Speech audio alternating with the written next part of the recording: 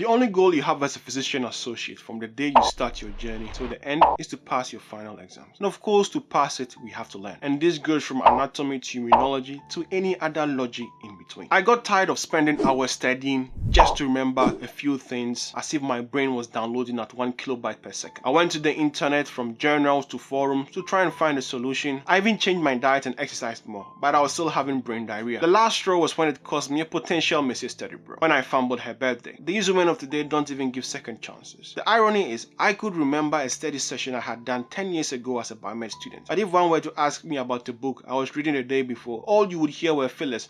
I think it said this, I think it said that. Eventually, I figured it out. Reading was just not enough. Unless you were a savant, of course. But for common mortals like us, it wouldn't cut it. You had to etch in your brain what you were reading, like cuneiform on a clay tablet. They say a journey of 1,000 miles begins with one step. And I think there's a lot of wisdom in this old adage. To find an imodium to this cerebral diarrhea of mine, I stopped reading whole chapters. I began reading only the subtopics. I came to the chunk and check we do when taking a consultation. This made it easy for me to focus and internalize what I was reading. Without focus, this whole exercise would be an elaborate self-congratulatory waste of time. And this was not something I could afford, though I knew I could fall prey to it, mainly because of the endless distractions we have surrounding us these days. I read the subtopics and did some quality highlighting, which is quite different from going berserk with a highlighter. When reading medical textbooks, this can be particularly difficult because every line seems vital. But keep at it and eventually you'll be able to separate the wheat from the chaff. The game changer was not the highlighting per se, it was what I did with the highlighted material. I would write them down in my own words till I got them right. I know, this is unimpressive, but believe you me, there is no other way to learn anything on this planet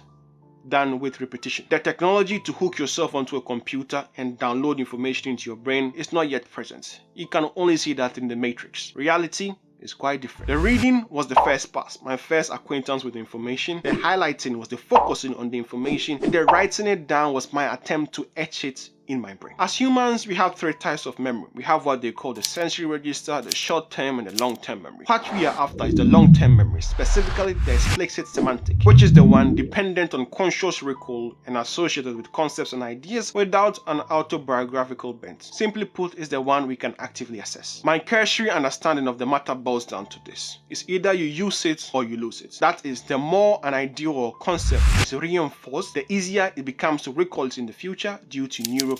The opposite is also true. Synapses, and thus connections between neurons, encoding a specific idea, weaken if said idea, concept, or action is not continuously reinforced. Case in point, when you were single and you were out here in these streets, you were Shakespeare with a wrist. The girl them loved you. You knew how to chirps any pretty young thing you saw. But since you've broken up from your 5-year long-term relationship, your bars don't hit the same. You are pretty much an amateur, and it's not your fault. This is because those neuronal connections responsible for your racing game have atrophied. You did not use them, so you lost them. The same applies to any discipline. If you don't reinforce it through discussions, teaching others, or writing them down, you will lose it. By repetitions, I don't mean mantras. Even though back in the day, me and the homeboy, we tried to do some mantras with our immunology.